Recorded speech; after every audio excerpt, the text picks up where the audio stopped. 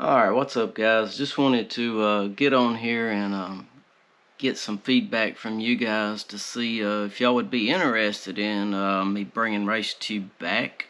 I've been debating covering like Outlaw Speedway, which is formerly the Jasper Speedway. It's fairly close to my house, so it would be pretty easy to cover it. And anyway, I'm just debating getting back posting some videos. Just kind of wanted some feedback to see what any of you guys thought. So if you don't mind, put a comment down below.